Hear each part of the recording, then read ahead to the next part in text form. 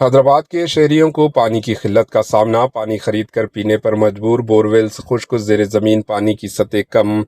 ریاست تلنگانہ کے دارالحکومت شہر حیدرآباد میں پائے جانے والی پانی کی قلت سے نمٹنے کے لیے شہریوں کو پینے کے پانی کے علاوہ استعمال کے لیے پانی کو خریدنا پڑ رہا ہے، اور شہر کے کئی علاقوں میں بورویل کے خشک ہونے کے سبب زیر زمین پانی بھی دستیاب نہیں ہو رہا ہے۔ دونوں شہروں بالخصوص ماداپور، شری لنگم پلی، گونڈاپور، شیخ پیٹ، ٹولی چوکی و دیگر علاقوں میں پانی کی قلت سے شہریوں کو مشکل صورتحال کا سامنا کرنا پڑ رہا ہے۔ بتایا جاتا ہے کہ ان علاقوں کے علاوہ جن علاقوں میں ہم منزلہ عمارتیں موجود ہیں، ان علاقوں میں بھی پینے کے پانی کے ساتھ ساتھ دیگر استعمال کے پانی کی قلت کے نتیجے میں پانی کے ٹینکرز خریدنے پڑ رہے ہیں،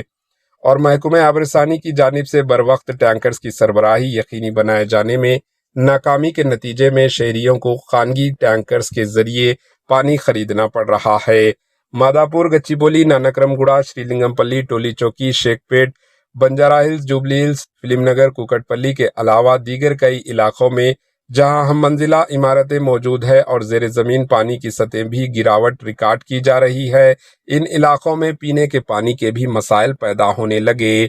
ٹولی چوکی کے کئی کالونیز میں جہاں بنا موسم کے دوران ہونے والی بارش سے پانی جمع ہو جاتا ہے، ان کالونیز میں پینے کے پانی کی قلت کے مسائل کا سامنا کرنا پڑ رہا ہے۔ شہر حیدرآباد کے مغربی حصے کے علاوہ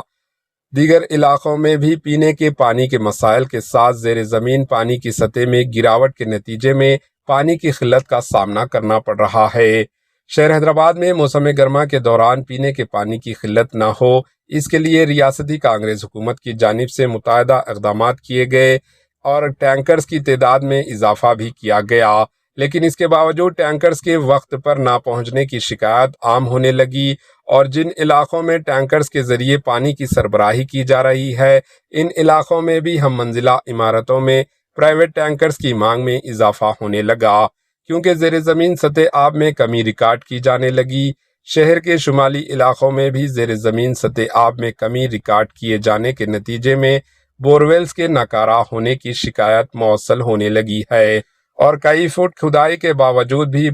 بورویل ناکارہ ہونے کے سبب مکینوں کو مشکل صورتحال کا سامنا کرنا پڑ رہا ہے۔ شاہین نگر، بارکس، مہیشورم، ونستلی پورم کے علاوہ